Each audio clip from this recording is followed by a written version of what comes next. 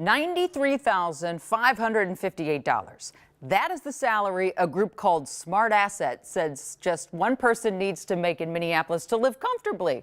What's it take to be comfortable for one person in St. Paul? Well, they say, just $87,360. A lot of people are looking at those figures saying, dang, that is comfy cozy.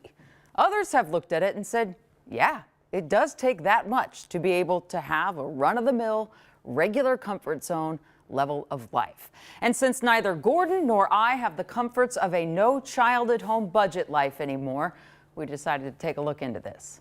Yeah, with kids, a family of 4, this survey says a couple would need to make $261,000 to be comfortable in the city of Minneapolis. When we posted this story on our website, well, it sparked a lot of discussion and a lot of reactions.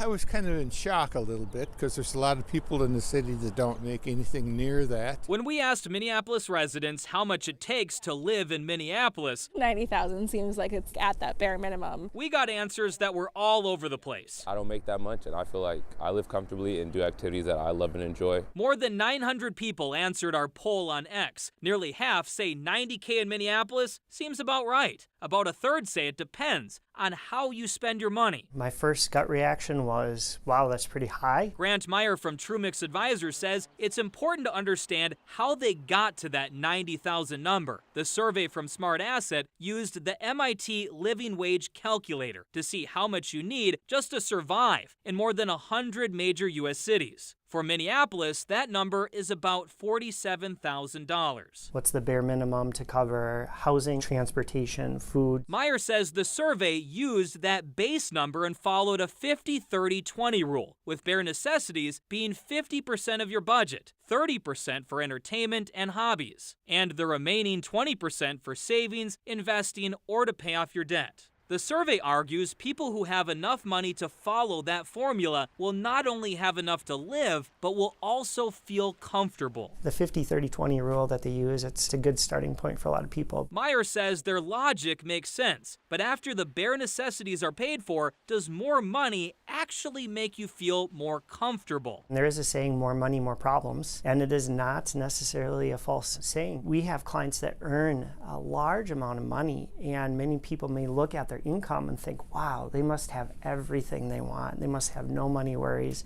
no stress, they can do anything. But what's amazing is your expectations adjust to where you are in life. Meyer says chasing a number like $90,000, people do it all the time. They look at what their neighbors have, what their friends have, and they feel this desperate need to keep up. We're inundated with marketing that tells us what we should buy and what we need to be happy. And then we're flipping through our phones on social media and we see these influencers doing all these great things. But do you actually need those things to feel comfortable or happy? Instead of chasing a number, Meyer says think about the things that actually make you happy and chase that instead. Define what comfort means to you as a person. Look at the relationships in your life and the fulfillment you get from there, because the money won't tell that or won't capture that. I think it's an illusion that happiness is money. Money isn't going to make things better. So if you see that 90,000 number and you think, I don't make anything close to that, am I doing something wrong? Will I ever feel comfortable?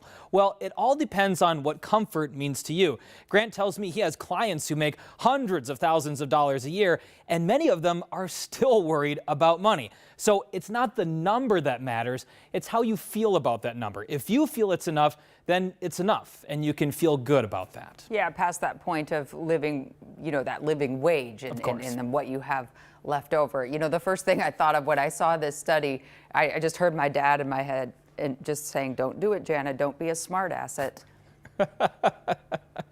Yeah, and I loved reading through the study. I mean, it showed different cities, and Minneapolis was about right in the middle. I think we were 48th. St. Paul was in the 30s, so it showed that there are some major cities out there where this cost of living is way higher than what we're experiencing here. Absolutely. Thank you so much, Gordon.